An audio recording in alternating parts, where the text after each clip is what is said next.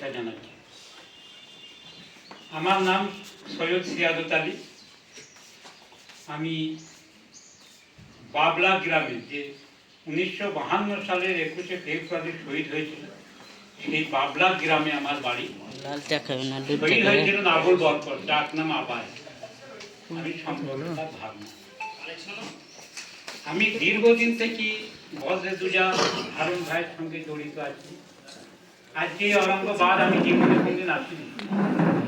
ইজাজ আহমদ সাহেবকেও আমি চিনতাম না। উনি আমাকে 9 তারিখে ফোন করেছে, সিয়াদত, স্বপ্নের ভেলা সাহিত্য পত্রিকা উদ্বোধন হবে, ওখানে তোমাকে যেতে হবে, তুমি ইজাজ সাহেবকে ফোন করো। আমি রাত্রে 9টার সময় ফোন করে ওনার সঙ্গে যোগাযোগ করি। 10 তারিখে রাত্রে বাড়ি ফিরেছি। আর এই মঞ্চে যে আমি আসতে পেরেছি, সমস্ত কর্তৃত্ব হচ্ছে বজ্রদুজা হারুন ভাই। কারণ ওনার যোগাযোগ না থাকলে হয়তো আমি এই মঞ্চে আসতে পারতাম না। আমি নিজেকে আজ সৌভাগ্যবান মনে করি যে ওনার দৌলতে আজ আমি এই মঞ্চে অতিথি হয়ে আসতে পারি। এবং ইজাজ সাহেবের সঙ্গে আমার পরিচয়, তিনি সঞ্চালনা করছেন গুলজার হোসেন, উনি আমার নিকট আসছে, মানে আমার বিয়ের জামাই, আমারও জামাই। এইসব গেল। আমি একটু কথা বলছি। আমার ভাইয়ের রক্তে রাঙানো 21শে ফেব্রুয়ারি। আমি যখন 1974 সালে, তখন ওই স্কুলে মানে এনুয়ালি পরীক্ষা দিই, ক্লাস 4 এর পরীক্ষা যখন দিই, এখন বর্তমানে মাধ্যমিক ক্যাটাগরি, ওই টেস্ট এলাল হয়তো আমাদের এডমিটার ওই মাধ্যমিকের মতো। তো ওই দিন রাতে দেখছি বরকতের মা একটা চিঠি পড়ছে আর কাঁদছে। আমি বললাম যে বুড়ি কি করে, একটা চিঠি পড়ে আর কাঁদতে? বললে ভাই যখন বড় হবে চিঠিটা পড়বে। দেখ, আমি যখন একটু বড় হলাম, আমার অক্ষর সম্বন্ধে জ্ঞান হলো, তখন আমি চিঠিটা পড়লাম। চিঠিতে লিখেছে বরকত যে আব্বা আপনি আমার সালাম নেবেন, মাকে আমার সালাম দিবেন, আমার 100 টাকা করে দেন, আমাকে একটা তক্তপোষ কিনতে হবে, স্কুলের ফি দিতে হবে, আমাকে একটা শার্ট তৈরি করতে হবে, আপনি যদি একবারে না পারেন 2বারে পাঠাবেন, ইতিহাস ভাই। সেদিন থেকে আমার মনের মধ্যে গেঁথে নিচ্ছিল যে আমি বড় হলে আমি কিছু করি। তারপর আমি একটা সমস্ত ওই 2-4 আনা পয়সা তুলে প্রথমে একটা মিলাদ দিই। তারপরে 2 বছর থেমে যায়। থেমে যাওয়ার পরে আমি হারুন ভাইয়ের সঙ্গে যোগাযোগ করি যে আপনাকে এই দায়িত্বটা নিতে হবে।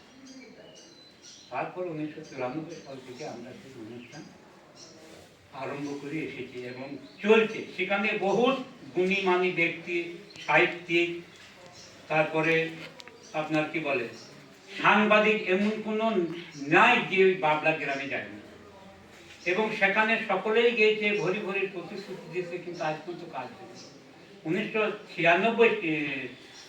2006 সালে ওখানে এসেছিলেন সুভাষ চক্রবর্তী।